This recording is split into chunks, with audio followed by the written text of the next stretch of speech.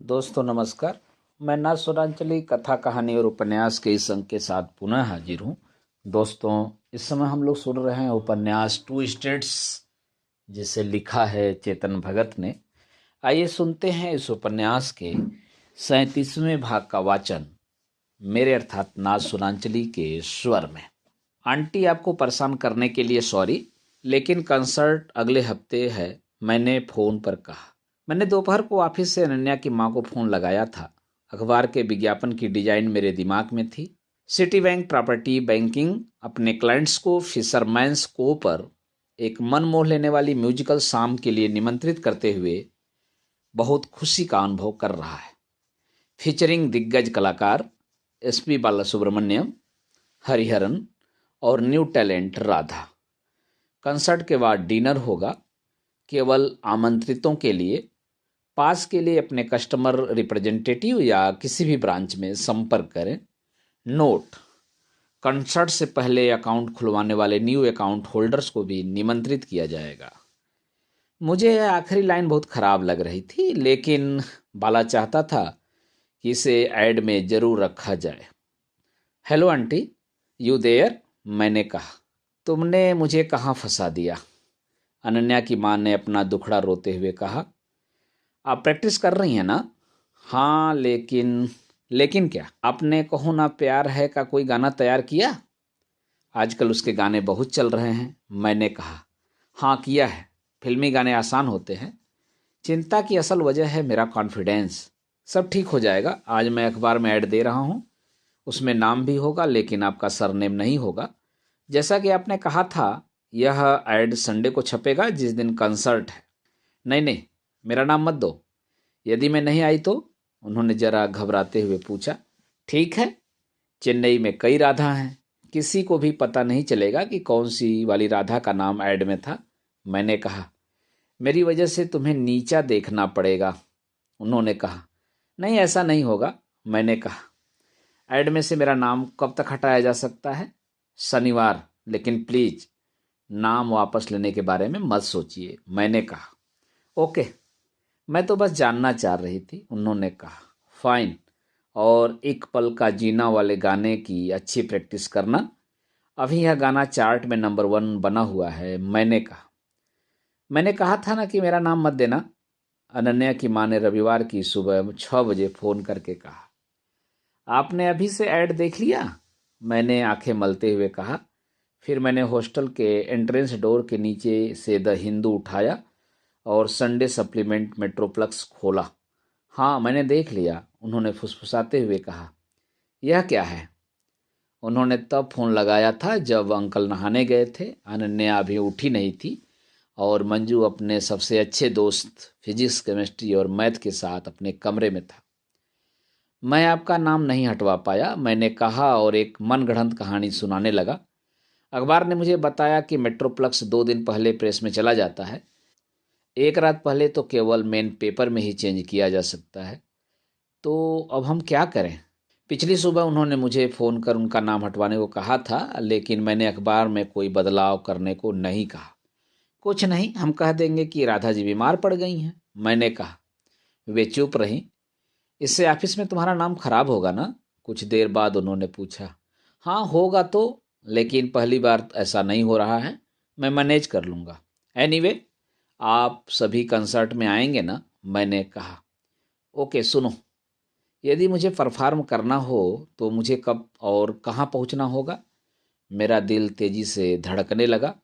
वे गाने का मन बना रही थी। आंटी, सब कुछ अच्छी तरह से ऑर्गेनाइज किया गया है। कंसर्ट गार्डन के पास ही एक रूम है जो हमारा ग्रीन रूम होगा। कंसर्ट से 3 घंटे पहले यानी शाम 4 बजे तक वहाँ पहुँचना है। ओके? ठीक है, उन्होंने कहा। थैंक्स आंटी, मैंने कहा।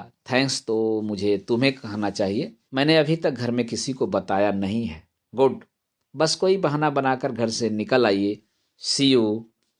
दोस्तों, अभी आप सुन रहे थे टू स्टेट्स उपन्यास के 37वें भाग का वाचन मेरे अर्थात ना सोनांचली के स्वर में। दोस्तों, अब सुनते हैं उपन्यास टू स्टेट्स के 38वें भाग का वाचन मेरे अर्थात ना सोनांचली के स्वर में। मैं इनमें से कौन सी पहनूं? अनन्या की माँ ने पूछा। जिस कॉटेज को हमने ग्रीन रूम बना दिया था, वे उसमें एक किंग साइज बिस्तर पर बैठी थी। मेकअप आर्टिस्ट, साउंड इंजीनियर्स और हरिहरन तथा एसपी के स्टाफ मेंबर्स पहले ही पहुंच चुके थे। दोनों मुख्य गायक कार्यक्रम शुरू होने से थोड़ी देर पहले ही पहुंचने वाले थे, लेकिन आंटी जल्दी आ गई थी।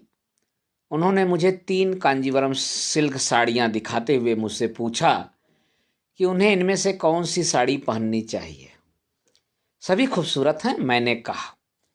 पहली साड़ी पर्पल और गोल्ड, दूसरी येलो और गोल्ड तथा तीसरी ऑरेंज और गोल्ड रंग की थी।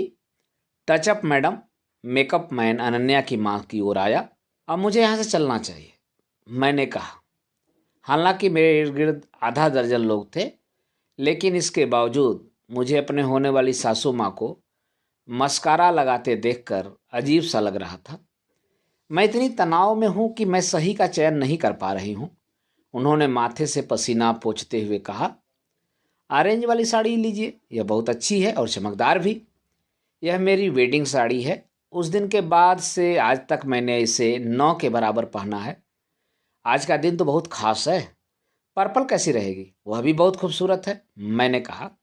मेकअप मैन ने आंटी के माथे पर वाटर स्प्रे किया और उसे पोंछ दिया। मैं बाहर हूँ, स्टेज पर मिलते हैं। उन्होंने आंखें बंद कर ली और प्रार्थना की मुद्रा में हाथ जोड़ लिए। मैं खाने का इंतजाम देखने के लिए बाहर आया। शाम 6 बजे मैंने अनन्या को फ़ोन लगाया ताकि वे सही समय पर वहाँ से रवाना हो सकें। तुम तो अब मेरी जान ही ले लोगे, अनन्या ने कहा। क्यों? मैंने पूछा। अरे मॉम नहीं आ रही हैं। क्यों?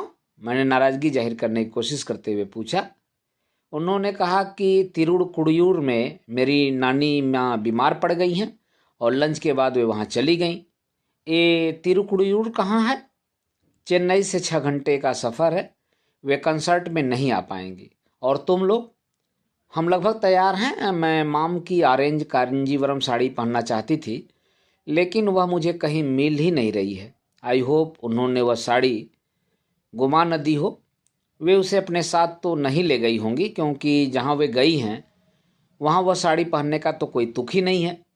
अनन्या जल्दी करो, नहीं तो अच्छी सीटें नहीं मिलेंगी, मैंने कहा। ओके ओके बाय, उसने कहा और फ़ोन रख दिया। बाला शाम 6:30 बजे कंट्री मैनेजर अनिल माथुर के साथ आया।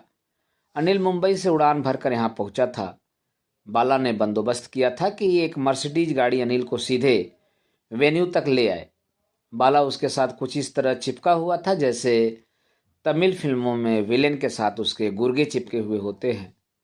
वह उन्हें पूरा अरेंजमेंट दिखा रहा था और कार्यक्रम का क्रेडिट खुद लेने की कोशिश कर रहा था। और ये रहा बार, और देखिए उसके पीछे सिंडी वैग का बैनर है। आज मैंने द हिंदू में बहुत बड़ा ऐड भी दिया था, चेन्नई का नंबर 1 न्यूज़पेपर, बाला ने कहा। मैंने बाला को ग्रीट किया, लेकिन वह मुझे नज़रअंदाज कर आगे बढ़ गया। हे, तुम तो वही ना इंटरनेट की गड़बड़ वाले हो, अनिल ने मुझे पहचानते हुए कहा। गुड इवनिंग सर, मैंने कहा। मैं बैंक में लूजर डम का पोस्टर बॉय बन गया था। तुम यहाँ इकलौते पंजाबी हो, है ना? वह हंस पड़ा। मुझे लगता है यह सजा ही काफ़ी है। क्यों बाला? बाला ने एक ठहाका लगाया, जबकि वास्तव में वह जोक उसके बारे में था, या शायद उसके शहर के बारे में। दिल्ली जाने के बारे में सोच रहे हो? कंट्री मैनेजर ने कहा। मैं आपसे इस बारे में बाद में बात करूंगा सर, मैंने कहा। तुम पहले मुझे इस बारे में बताना, बाला ने आखिरकार मेरी तरफ ध्यान देते हुए कहा। मैं इसकी मदद करूंगा सर। कंट्री मैनेजर ने मेरा कंधा थपथपाया और आगे बढ़ गया। अनन्या 7:15 बजे अपने पिता और भाई के साथ आई। हमें देर तो नहीं हो गई? उसने हाँफते हुए पूछा।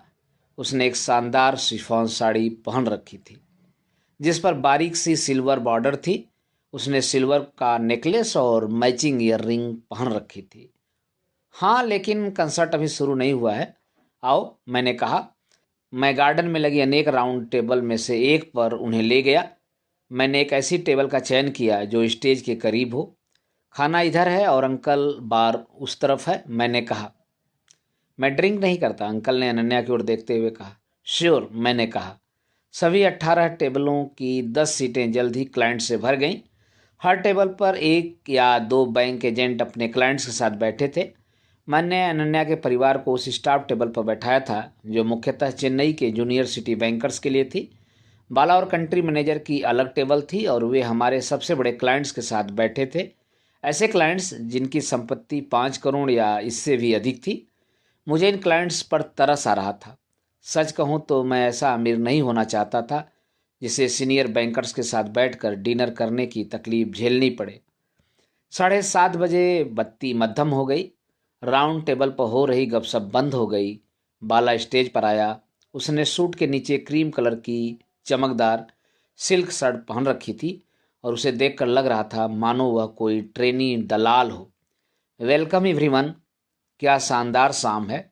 मेरा नाम है वाला, प्रॉपर्टी बैंकिंग ग्रुप का रीजनल मैनेजर, उसने कहा और अपने चेहरे से पसीना पोंछा।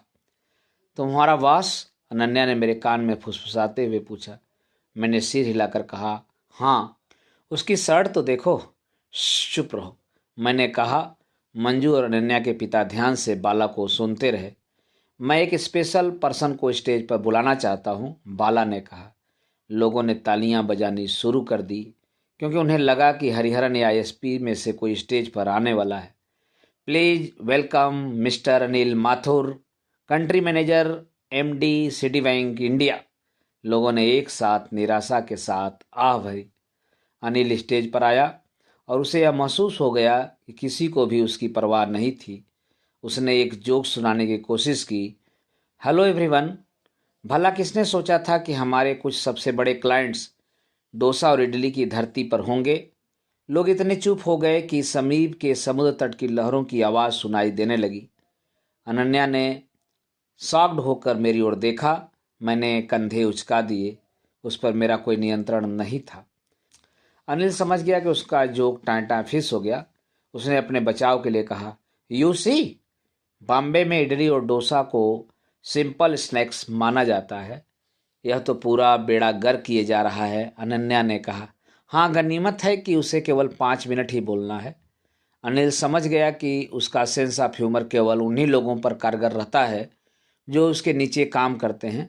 लिहाजा उसने फौरन वह करना शुरू कर दिया जो बैंकर सबसे अच्छी तरह से कर सकते हैं, boring power plant slide present करना। तो देखा है आपने, जब हम चेन्नई आए थे तब हमने एक छोटे से कदम से शुरुआत की थी और आज हम एक वटवृक्ष बन गए हैं। हम एक छोटी सी इडली से पेपर डोसा बन गए हैं। अनिल ने अपने हाथ से दोनों डिश का आकार बनाते हुए कहा, प्लीज कोई जाकर इसको चुप कराए। अनन्या ने दुखी मन से कहा, हम इसको चुप नहीं करा सकते, यह सबसे बड़ा बॉस है, मैंने कहा। अनिल ने अपनी स्पीच खत्म की और स्टाफ ने जोरों की तालियां बजाई। 2 रिसर्च एनालिस्ट स्टेज पर आए और कॉन्फिडेंस के साथ अगले 10 सालों के ग्लोबल कॉरपोरेट आउटलुक के बारे में बताने लगे। हालांकि उन्हें खुद भी नहीं पता था कि वे क्या बोल रहे हैं। लोग धैर्य से उनकी बात खत्म होने का इंतजार करते रहे। यदि हम माने कि हमारी जीडीपी विकास दर 7% तक पहुंच जाएगी तो तस्वीर कुछ ऐसी नजर आएगी, एनालिस्ट ने कहा। किसी ने नहीं पूछा कि हम क्यों मान लें कि विकास दर 7% रहेगी, लेकिन एनालिस्ट के पास बहुत सारे चार्ट्स थे और वह बताता रहा कि वास्तव में 7% विकास दर के साथ क्या हो सकता है। प्रेजेंटेशन 8:30 बजे खत्म हुआ। बाला फिर स्टेज पर आया। लोग अब बेचैन होने लगे थे। नहीं, अब और नहीं। लोगों के मन में आए इस विचार को लगभग सुना जा सकता था। और अब म्यूजिक कंसर्ट का संचालन करने के लिए मैं स्टेज पर बुलाता हूँ मिस टी.एस. स्मिता को, बाला ने कहा। लोगों ने तालियां बजाकर इस घोषणा का स्वागत किया। भारी भरकम वक्षों वाली स्मिता स्टेज पर आई। उसने एक लो कट ब्लाउज पहन रखा था और सिटी बैंक के लिहाज से वह कुछ ज़्यादा ही लो कट था। Welcome ladies and gentleman, Smita ने हाथ में माइक थामे हुए कहा। Are you having a good time? किसी ने कोई रिस्पॉन्स नहीं किया। इसने क्या पहन रखा है? अनन्या ने इस तरह पूछा कि हमारी पूरी टेबल ने सुना और सभी खी खी कर हंसने लगे। हाँ, उसने थोड़ी भड़काऊ ड्रेस पहन रखी है, मैंने कहा। उसकी छातियों के बीच इतनी जगह है कि वह माइक को वहाँ फंसा कर रख सकती है। हैंड्स फ्री, अनन्या ने मेरे कान में फुसफुसाते हुए कहा। शट अप अनन्या, मैंने अपनी मुस्कान को दबाते हुए कहा। आज हमारे लिए 3 टैलेंटेड सिंगर्स परफॉर्म करेंगे। स्मिता ने कहा। मेरा दिल जोरों से धड़कने लगा। ऑफ कोर्स हम सभी अपने दिग्गज सिंगर्स का इंतजार कर रहे थे, लेकिन हमारी पहली सिंगर हैं new and very talented Radha. Please stage पर उनका स्वागत कीजिए। लोगों ने तालियां बजाईं। मैं गर्दन उचकाकर स्टेज की ओर देखने लगा। अनन्या की माँ ऑरेंज साड़ी में स्टेज पर आई। ये तो मॉम है। सबसे पहले मंजू ने उन्हें पहचाना और वह उठकर खड़ा हो गया। दोस्तों, अभी आप सुन रहे थे उपन्यास टू स्टेट्स के 38वें भाग का वाचन मेरे अर्थात ना सोनांचली के स्वर में। दोस्तों, लीजिए अब सुनिए उपन्यास टू स्टेट्स के 39वें भाग का वाचन मेरे अर्थात ना सोनांचली के स्वर में। क्या? अनन्या के पिता भी खड़े हो गए। अनन्या ने पहले स्टेज की ओर देखा और फिर मुझे देखा। क्रिस, ये सब? चुप रहो और ध्यान से सुनो, मैंने होठों पर उंगली रखकर उसे चुप कराते हुए कहा। राधा ने हाथ में माइक लिया। मॉम, मंजू जोर से चिल्लाया। अनन्या की मां ने हमारी ओर देखा और मुस्कुरा दी। आप हमारे लिए सबसे पहले क्या गाने वाली हैं राधा? स्मिता ने एक खास अदा के साथ पूछा। फिल्म कहो ना प्यार है का एक गीत, एक पल का जीना, अनन्या की मां ने शर्माते हुए जवाब दिया। जैसे ही गीत का इंट्रो बजना शुरू हुआ, लोगों ने तालियों की गड़गड़ाहट से उसका स्वागत किया। राधा आंटी अच्छा गा रही थीं। मैंने देखा कि कई क्लाइंट्स के पैर थिरकने लगे थे या वे संगीत की धुन के साथ सिर हिला रहे थे। तमिल निद में भी बता सकते हैं कि कौन सा सिंगर अच्छा है, ठीक वैसे ही जैसे पंजाबी पल भर में बता सकते हैं कि अच्छा बटर चिकन कौन सा है। श्रोताओं में से कोई भी ऐसा नजर नहीं आ रहा था जो राधा आंटी के गायन को सराह न रहा हो। राधा यहाँ तक कैसे पहुंची? अनन्या के पिता ने शौक से रिकवर होने के बाद कहा। जाहिर सी बात है डैड, यह सब क्रिस ने अरेंज किया है। क्या आप अनुमान नहीं लगा सकते? अनन्या ने कहा। उसने मुझे भी नहीं बताया, अंकल ने कहा, लेकिन उनकी आंखें गर्व से चमक रही थीं। मॉम कितना अच्छा गा रही हैं, अनन्या ने मंजू से कहा। मंजू ने सिर हिलाकर हामी भरी और तरह तरह के स्नैक्स लेकर फेरी लगाने वाले वेटर्स के पास पहुंच गया। अनन्या आगे झुकी और मेरे गालों पर एक पप्पी दे दी। उसके पिता का ध्यान हम पर नहीं गया, क्योंकि उनकी आंखें स्टेज पर जमी हुई थीं। अलबत्ता कुछ एजेंट ने जरूर यह देख लिया। मैं झेपते हुए मुस्कुरा दिया। अनन्या, ये ऑफिस का इवेंट है, मैंने फुसफुसाते हुए कहा। ऑफ कोर्स, इसलिए तो माम अभी स्टेज पर हैं, उसने अपने पैरों से मेरे पैरों के साथ खेलते हुए कहा।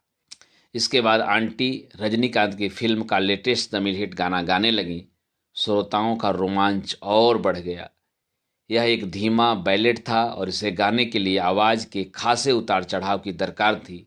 आंटी ने गीत के एक मुश्किल हिस्से को पूरी सफाई से गाया तो तालियों की गड़गड़ाहट गूंज उठी। जैसे ही अनन्या की माँ ने एक ही पंक्ति में 3 सप्तक बदले, अनन्या के पिता के मुंह से निकल पड़ा लवली ब्यूटीफुल। अनन्या की माँ ने इसके बाद 4 और गीत गाए। हर गीत को श्रोताओं का भरपूर प्यार मिला। स्मिता फिर स्टेज पर आई। दैट वाज वंडरफुल राधा, और इससे पहले कि आप स्टेज छोड़ें, मैं आपके अगले सिंगर मिस्टर SP बालासुब्रमण्यम को स्टेज पर बुलाना चाहूँगी, जो आपके बारे में कुछ कहना चाहते हैं। साउथ इंडिया के महानतम गायकों में से एक SP के स्टेज पर पहुंचते ही श्रोताओं ने अपनी जगह पर खड़े होकर उनका अभिवादन किया। राधा आंटी ने हाथ जोड़कर झुकते हुए उन्हें प्रणाम किया। SP ने कहा, good evening Chennai and thank you city bank. इससे पहले कि मैं अपनी परफॉर्मेंस शुरू करूं, मैं राधा जी के अद्भुत गायन के लिए उनकी सराहना करना चाहता हूं। उन्होंने जो गीत गाए वे पॉपुलर थे, लेकिन मैंने पाया कि शास्त्रीय संगीत पर राधा जी की अच्छी पकड़ है। क्या आप अक्सर गाती हैं राधा? नहीं, इस तरह के कार्यक्रम में यह पहली बार था। वेल, आपको और गाना चाहिए, है ना चेन्नई? सभी ने मेजे थपथपाते हुए SP बालासुब्रमण्यम की बात का समर्थन किया। अनन्या की मां ने झुककर दर्शकों का अभिवादन स्वीकार किया। जब उन्होंने सिर उठाया तो उनकी आंखें नम हो चुकी थी। तो आप आगे भी गाएंगी ना? SP ने राधा की ओर माइक बढ़ाते हुए कहा। जी हाँ, मैं गाऊंगी सर।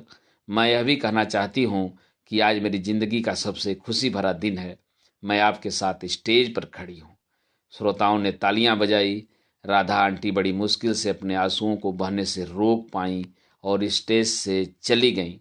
और मुझे लगता है कि माँ के जीवन का सबसे बड़ा खुशी भरा दिन वह था जब मैं जन्मी थी।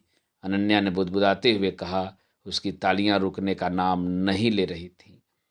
शाम जमा होती गई और एसपी और हरिहरन ने अपनी आवाज के जादू से श्रोताओं को मंत्रमुग्ध कर दिया।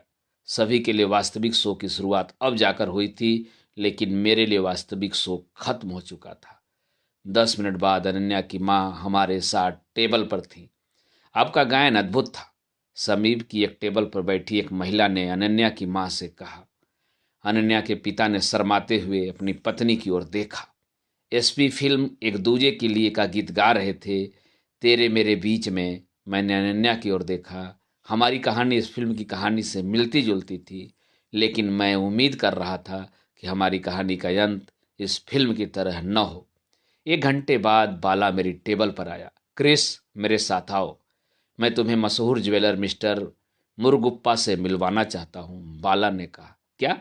मैंने कहा। आओ। तो वह 10 करोड़ का एक अकाउंट खुलवाना चाहते हैं। उसे सिटी के बारे में कुछ बताओ। मुझे अनिल को ड्रॉप करने एयरपोर्ट जाना है। सर, मेरे साथ मेरे मेहमान हैं, मैंने कहा। अनन्या ने मेरी दुविधा को भांप लिया। इट्स फाइन, हम मैनेज कर लेंगे। डिनर उस तरफ है ना? अनन्या ने कहा। ओह, तो यही है वो? बाला ने अनन्या को मुड़ते हुए कहा। लेट्स गो बाला, मैंने कहा। मैं मिस्टर मुरुगुप्पा से मिला। 50 साल का एक थुलथुल आत्मसंतुष्ट व्यक्ति, पंजाबी तमिल इल्ले, उसने कहा और मुझे अपना कार्ड दिया। तो आप ही हैं ज्वेलरी किंग? किंग नहीं, किंग नहीं, एम्परर। चेन्नई में हमसे आगे कोई नहीं है। सर, जहाँ तक आपके अकाउंट का संबंध है, कहते कहते मैंने दूर से अनन्या के परिवार को देखा। वे हंसते खेलते डिनर कर रहे थे। अनन्या की माँ को बधाई देने कई लोग आ रहे थे। मैंने सोचा कि सही वक्त अब आ पहुँचा है। मिस्टर मुरुगुप्पा, एक्चुअली शायद मुझे ही कुछ ज्वेलरी की ज़रूरत पड़ सकती है, मैंने कहा और उन्हें अपने साथ डिनर टेबल पर ले आया। दोस्तों, अभी आप सुन रहे थे उपन्यास टू स्टेट्स के 39वें भाग का वाचन मेरे अर्थात नाथ सोनांचली के स्वर में। दोस्तों नमस्कार, मैं नाथ सोनांचली कथा कहानी और उपन्यास के इस अंक के साथ पुनः हाजिर हूँ। दोस्तों, इस समय हम लोग सुन रहे हैं उपन्यास टू स्टेट्स। तो आइए सुनते हैं इस उपन्यास के 40वें भाग का वाचन मेरे अर्थात नाथ सोनांचली के स्वर में। मेरा भरोसा करो, वे उस दिन के बाद से 7वें आसमान पर हैं। उन्हें थैंक्स कहने के लिए डिनर देने की कोई ज़रूरत नहीं है, अनन्या ने फ़ोन पर कहा। हम अपने अपने ऑफिस में थे। मैंने अनन्या के परिवार को डिनर पर आमंत्रित किया था, लेकिन हमने तो उन्हें कंसर्ट के लिए पे भी नहीं किया। कम से कम मैं उन्हें डिनर पर तो बुला ही सकता हूँ, मैंने कहा। तुम पहले ही बहुत कुछ कर चुके हो, अनन्या ने कहा। मेरा यकीन करो, डिनर कुछ खास है, मैंने कहा। रियली? क्या बात है? अगले शुक्रवार रेनेट्री पर तुम्हें खुद पता चल जाएगा। 8 बजे मिलते हैं, मैंने कहा। रेनेट्री रेस्टोरेंट बिन्नी रोड पर ताज कानेमारा होटल में है। आउटडोर रेस्टोरेंट पेड़ों के एक सामियाने तले था। पेड़ों की शाखाओं पर बत्तियां लगी थीं और टेबल पर मोमबत्तियां सजी हुई थी। यह शहर की एक और ऐसी जगह थी जहां सुकून के पल बिताए जा सकते। मैं एक आउटडोर टेबल पर अनन्या के परिवार के साथ बैठ गया। मेरी जेब गर्म थी। दिस इज स्टर्निंग, अनन्या ने छोटी छोटी बत्तियों को देखते हुए पूछा। उसने सफ़ेद रंग की पोशाक पहन रखी थी जिस पर सितारे थे। शाम के धुंधलके में वे सितारे चमक रहे थे। आप लोग इससे पहले यहाँ कभी नहीं आए? मैंने पूछा। नहीं, हम यहाँ पहले कभी नहीं आए हैं। हाँ ना डैड? अंकल ने सिर हिलाकर हामी भरी। वे हमारे सामने पत्तियों के गुच्छे को निहार रहे थे। वर्दी में सजे धजे वेटर्स ने वेलकम ड्रिंक के रूप में हमारे सामने ताजे पुदीने के साथ नारियल पानी पेश किया। वह हमारी टेबल पर मेनू कार्ड छोड़कर गया। यह रेस्तरां चेट्टीनाड फूड के लिए जाना जाता था। फूड का यह नामकरण तमिलनाडु के दक्षिण में स्थित एक क्षेत्र के नाम पर किया गया था। चेट्टीनाड फूड अपने तीखे मसालों और जायकों के साथ ही नॉनवेज की लंबी रेंज के लिए मशहूर था। सर, कॉकलेट के लिए मैं कोथामल्ली मेरी रिकमेंड करूंगा, वेटर ने कहा। कोथा व्हाट? मैंने पूछा। सर, यह ब्लडी मेरी की तरह है, टोमेटो जूस और वोदका, लेकिन चेट्टीनाड मसालों के साथ। मैंने अंकल की ओर देखा। अपनी धर्मपत्नी के सामने अल्कोहल के लिए हामी भरने से वे झिझक रहे थे। मुझे एक चाहिए, अनन्या ने कहा। अनन्या की मां ने उसे तीखी नजरों से देखा। कम ऑन, केवल एक कॉकलेट, अनन्या ने कहा। मैंने मेनू खोला। मैं डिशेस के लंबे लंबे नामों का उच्चारण नहीं कर पा रहा था। स्पेशल डिशेस में कुरुपिल्लई, एरा और कोझीमेल्लू चेट्टीनाड शामिल थे। मैंने बाकी के बारे में पढ़ने की जहमत नहीं उठाई। इस फूड्स के बारे में आप अच्छी तरह जानते हैं, प्लीज आप ही ऑर्डर कीजिए, मैंने कहा। अनन्या के पेरेंट्स ने अनेक बार मेनू को ऊपर से नीचे तक पढ़ा। यह तो बहुत महंगा है, अनन्या की मां ने कहा। इट इज फाइन, मैंने कहा। अनन्या प्लीज। अनन्या ने मेनू लिया और सभी के लिए ऑर्डर किया।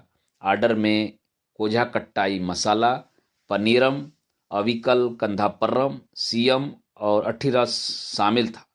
यकीनन मुझे कतई पता नहीं था कि ये कौन सी डिशेस थी और ये किस सामग्री से बनाई गई थी। मैंने सोचा कि कम से कम उनमें से एक तो खाने लायक होगी। वेटर ने हमें यह भी सुझाव दिया कि हम इंडियाप्पम ऑर्डर करें। यह राइस नूडल था जिसे किसी चिड़िया के घोंसले के आकार में बनाया जाता था। आईआईटी की तैयारी कैसी चल रही है मंजू? वेटर के जाने के बाद मैंने पूछा। गुड। मैं मलयापुर मॉक आईआईटी टेस्ट में 10वें नंबर पर आया, मंजू ने कहा। मैंने सिर हिला दिया। तो कोई और साइनिंग ऑफर्स? मैंने आंटी की ओर मुड़ते हुए कहा। आंटी मुस्कुरा दी। मुझे शर्मिंदा मत करो। हाँ, लेकिन मुझे एक नए गुरुजी जरूर मिल गए हैं जो कर्नाटकीय संगीत को आधुनिक तरीके से सिखाते हैं। मैं अनन्या के डैड की ओर मुड़ा। बैंक में काम कैसा चल रहा है अंकल? गुड। सब लोग आज भी तुम्हारे उस प्रेजेंटेशन के बारे में बात करते हैं। खाना आ गया? मसालेदार, तीखा और लजीज। दिस इज ग्रेट, मैंने मसाला पनीरम को चखते हुए कहा। यह डिश इडली की ही नाते रिश्तेदार थी, लेकिन उसका आकार गेंद की तरह गोल था और वह उससे अधिक स्वादिष्ट थी। रेनेटरी स्टाफ एक ट्रॉली ले आया जिसमें 10 चटनियाँ थीं। हमें उनमें से अपने लिए एक चटनी चुननी थी। मैं कसम खाकर कहता हूँ कि दिल्ली को एक बार यहाँ आकर इसे चखना चाहिए। हम लोग अभी तक पनीर मसाला डोसा से आगे नहीं बढ़ पाए हैं। मैंने इडियप्पम के साथ एक चम्मच भर चटनी, टमाटर चटनी लेते हुए कहा। तुम्हें अच्छी लगती है? मैं इसे तुम्हारे लिए घर पर भी बना सकती हूँ, अनन्या की माँ ने कहा। मुझे महसूस हुआ कि सही वक्त अब बहुत करीब है। शायद मीठे के दौरान मैंने खुद से कहा। हमने मीठे के मेनू पर नज़र दौड़ाई। अनन्या के पिता ने नारियल आइसक्रीम चुनी। साउथ इंडियंस को नारियल बेतहा पसंद है। हमें आइसक्रीम हरे नारियल के गोले में ही परोसी गई। सुपर, अनन्या के पिता ने कहा। मैंने इसे रेडी गेट शो के सिग्नल की तरह लिया। मैं आपसे एक ज़रूरी बात करना चाहता हूँ, मैंने कहा। अनन्या के पिता ने आइसक्रीम खाते हुए नज़र उठाकर देखा। यदि इसमें आपको कोई परेशानी न हो तो, मैंने साथ में यह भी जोड़ दिया। अंकल ने सिर हिलाकर हामी भरी। अनन्या की माँ ने अनन्या और मेरी ओर देखा। मंजू तुम भी, मैंने कहा। उसने अपना चेहरा आइसक्रीम बाउल से इतना सिमटा कर रखा था कि उसके चश्मों पर आइसक्रीम लग गई थी। सभी का ध्यान मेरी ओर था। हाय, मैंने गला साफ किया।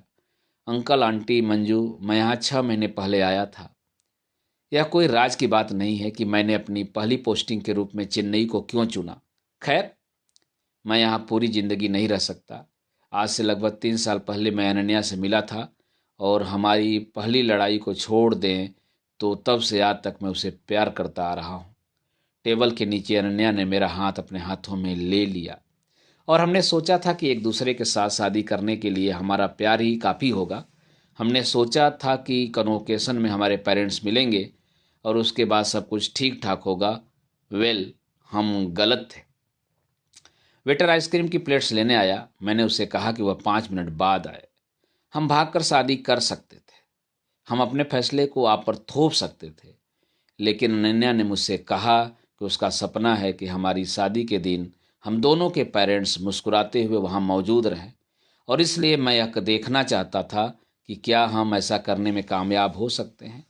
बात यह भी है कि मुझे नहीं लगता कि हमने ऐसा कुछ गलत किया हो जिसके लिए हमें भागकर शादी करनी पड़े। अनन्या के पेरेंट्स चुप्पी साधे रहे। या तो वे बहुत ध्यान से मेरी बातें को सुन रहे थे या आइसक्रीम कुछ ज़्यादा ही ठंडी थी। और जिस दिन मैं चेन्नई आया उस दिन से मैं यही कोशिश करता आ रहा हूँ कि आप मुझे स्वीकार कर लें। मैं यह उम्मीद तो नहीं करता कि आप लोग मुझे उस तरह प्यार करेंगे जिस तरह आप हरीश को करते हैं, लेकिन कम से कम आप मुझे स्वीकार तो कर सकते हैं। अनन्या की माँ कुछ कहना चाहती थी। मैंने इशारे से उन्हें अभी चुप रहने को कहा। और हो सकता है कि आप मुझे प्यार ना करें, लेकिन मैं यह भी नहीं चाहता कि आप मुझे चुपचाप बर्दाश्त करते रहें। इन दोनों के बीच में ही वह बात है जिसे मैं स्वीकार करना चाहता हूँ। मैंने अपना सीधा हाथ अपनी पतलून की जेब में डाला और उसमें रखे 4 छोटे छोटे बॉक्स को अपनी अंगुलियों से पकड़ लिया। इन सब बातों को ध्यान में रखते हुए, आपकी बेटी को खुशी के बारे में विचार करते हुए और आप मेरे बारे में जो कुछ जान पाए हैं उसके मद्देनज़र, मैंने कहा और सांस लेने के लिए पल भर को रुका। मैंने चारों छोटे छोटे लाल बॉक्स बाहर निकाले और उन्हें टेबल पर रख दिया। सभी बॉक्सेस पर लिखा था मुरुगप्पा ज्वेलर्स। मैंने चारों बॉक्स को खोला। सभी में सोने की अंगूठी थी। मैं अपनी कुर्सी से उठा और फर्श पर घुटनों के बल बैठ गया। मैं क्रिस मल्होत्रा आप सभी को प्रपोज करना चाहता हूँ। क्या आप सभी मुझसे शादी करेंगे? मैंने कहा और चारों बॉक्स अपनी हथेली में रख लिए। अनन्या के पेरेंट्स बार बार अनन्या और मुझे देखते रहे। मंजू का मुंह खुला का खुला रह गया। उसके मुंह में कोकोनट आइसक्रीम साफ देखी जा सकती थी।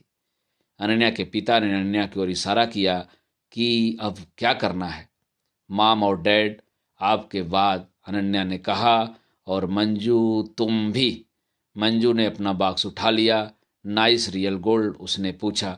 मैंने सिर हिलाकर हाँ कहा। ऑरम एटॉमिक नंबर 79, मंजू ने अपनी रिंग उठाते हुए कहा। अंकल, मैंने कहा। कंक्रीट के फ्लोर पर मेरे घुटने दर्द करने लगे थे। यदि तुम वादा करो कि तुम मेरी बेटी का ख्याल रखोगे, अनन्या के पिता ने कहा, तो मेरी तरफ से हाँ है। वे आगे झुके और अपना बॉक्स उठा लिया। अनन्या ने अपने पिता को गले से लगा लिया। थैंक्स डैड, उसने कहा। I love you. अनन्या के पिता ने उनके सिर पर हाथ रखकर उसे आशीष दिया। अनन्या की मां ने कहा, ऐसी बात नहीं है कि हम तुम्हें पसंद नहीं करते, लेकिन हमारी कम्युनिटीज। माम कम ऑन, अनन्या ने उन्हें बीच में ही टोकते हुए कहा। अनन्या की मां ने जवाब देने में 1 मिनट का समय लिया।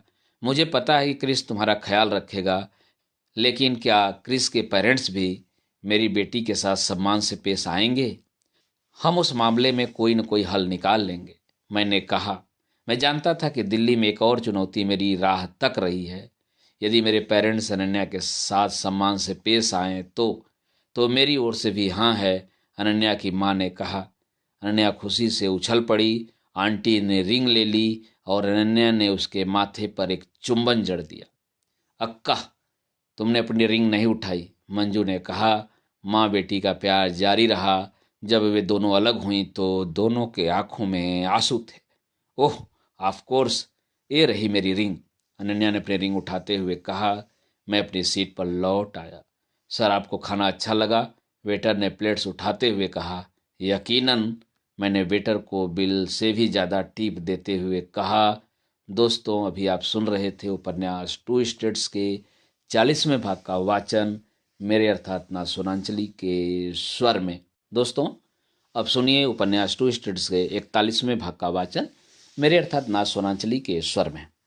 मैं तुम्हें मिस करूंगा, बाला ने अपने ऑफिस में मुझे ट्रांसफ़र पेपर थमाते हुए कहा। काश मैं भी यहीं कह सकता, मैंने कहा। बाला का मुंह लटक गया। अरे, मैं तो मजाक कर रहा हूँ। चियर अप, अब यहाँ आपको ब्लैकमेल करने वाला कोई नहीं रहेगा, मैंने कहा। मेरे ब्लैकमेल के कारण ही बाला ने अनिल माथुर से बात कर मेरा ट्रांसफ़र दिल्ली करवाया था। इस पूरी कार्रवाई में 2 महीने लगे। मैं जल्द से जल्द घर जाना चाहता था। आखिर चेन्नई में मेरा जो काम था वह पूरा हो गया था। हाँ, हमें अभी दिल्ली में कुछ और लड़ाइयाँ जीतनी थी। अनन्या का पंजाबियों की फुल फोर्स से सामना होने वाला था। खैर, जिंदगी में एक समय पर एक मुसीबत से जूझना ही ठीक रहता है। हमें ऑपरेशन दिल्ली कम समय में निपटाना था। अनन्या ने अपने बॉसेस को कन्विंस कर लिया था कि वे उसे 1 हफ्ते के लिए दिल्ली भेजें। अनन्या ने कहा था कि आखिर हर एचएल मैनेजर को नॉर्थ इंडिया का एक्सपोजर मिलना ही चाहिए। अनन्या के पेरेंट्स हमें एयरपोर्ट तक छोड़ने आए। अनन्या की माँ दिल्ली के बारे में सोचकर चिंता कर रही थी।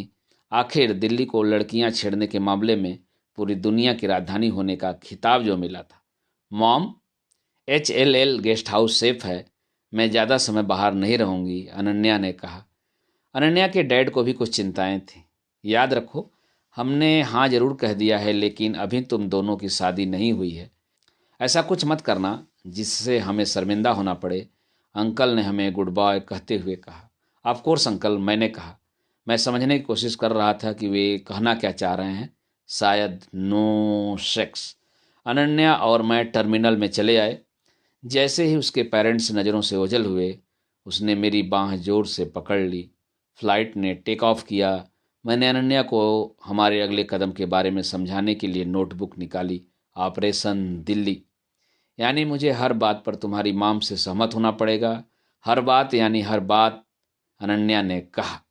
फ्लाइट को टेक ऑफ किए 20 मिनट हो चुके थे और हम हवा में 30,000 फीट की ऊंचाई पर थे। एयर टर्बुलेंस के कारण हवाई जहाज में उथल पुथल हुई। हाँ, हर बात में, मैंने अपनी सीट बेल्ट को टाइट करते हुए कहा। और तुम्हारी ट्रिप की टाइमिंग इससे बेहतर नहीं हो सकती थी। अगले हफ्ते मेरी कजिन सिस्टर सिंटी की शादी हो रही है। तुम शादी में आओगी, सभी से मिलोगी, बस हो गया काम। अनन्या ने मेरी बाँह को कसकर पकड़ने के लिए आर्मरेस्ट उठा लिया। आई एम श्योर, जब तक मैं तुम्हारे साथ हूँ सब ठीक ही होगा।